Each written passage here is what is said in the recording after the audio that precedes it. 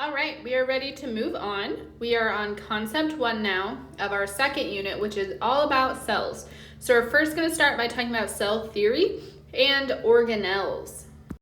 There are 3 parts that make up the cell theory. First being that all living things are made of cells. And the second being that cells are the basic unit of life. And third being that all cells come from other cells. We will talk about each of these individually, but now we're focusing on part 1, that all living things are made of cells. So since we're made of cells, whether you are this organism here or this cute little puppy here, you are made of cells. And so this fits in like one of 2 categories. First being that we can be unicellular, and unicellular means that we are made of just one cell. So that would be like this bacteria that we have over here, and it is made of one cell. That makes up the entire organism. The other option is that we could be multicellular, and being multicellular means we are composed of many cells, so a whole bunch of different cells. But when you look at this dog over here, you're not seeing just a clump of cells. So our cells are organized into tissues, and our tissues together get organized into organs, and organs get organized into organ systems, like the digestive system being made of the stomach and large intestines and a whole bunch of other stuff. Okay, and now looking at the second part of the cell theory, that cells are the most basic unit of life. So basic meaning like the smallest and simplest. So it is the smallest part of an organism that is still capable of all of life's processes. So if we think about bacteria, they can reproduce, they can grow, they have metabolism, but they're just one cell. That means that our cells are very diverse. They perform a whole bunch of different functions. So if we're comparing you to bacteria, you are very different. And that means we're going to fit into one of these 2 types of cells. We can either be prokaryotic or eukaryotic, and we will see which one we fit in here in a second. Okay, so we are going to go through and fill this table in together of comparing our prokaryotic cells to our eukaryotic cells, and then at the end we will try to decide which one it is that humans belong to.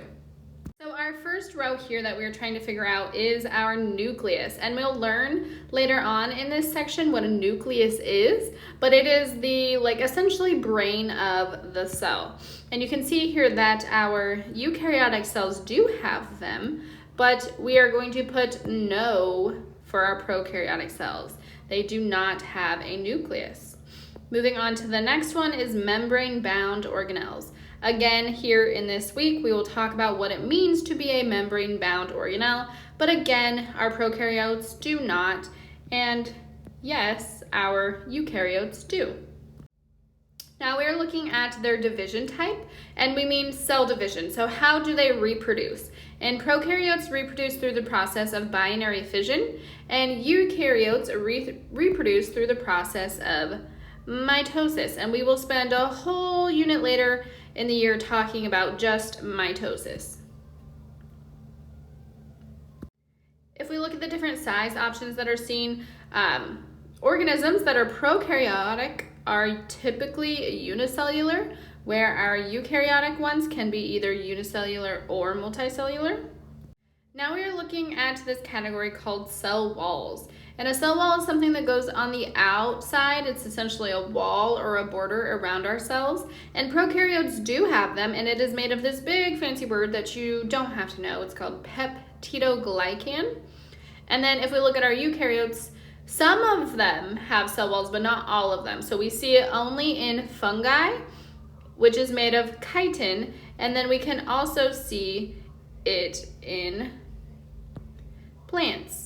So fungi and plants, fungi's cell wall is made of chitin, as I said, and the plant cell wall is made of cellulose, like our celery, if we remember that word. All right, so now let's look at examples of organisms that fit in these types. So the prokaryotic one is a much smaller list, and that includes things like bacteria.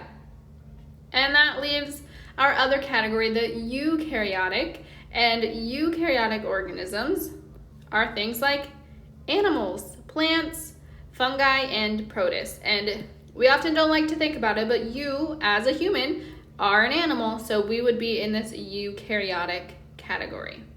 And even though we have just those two types, prokaryotic or eukaryotic, all cells, no matter the type, have these four things in common. And these four things are that they contain genetic material, and that is going to be either DNA or RNA. If you remember, there's only two options of our nucleic acid, so they have to have one of these two.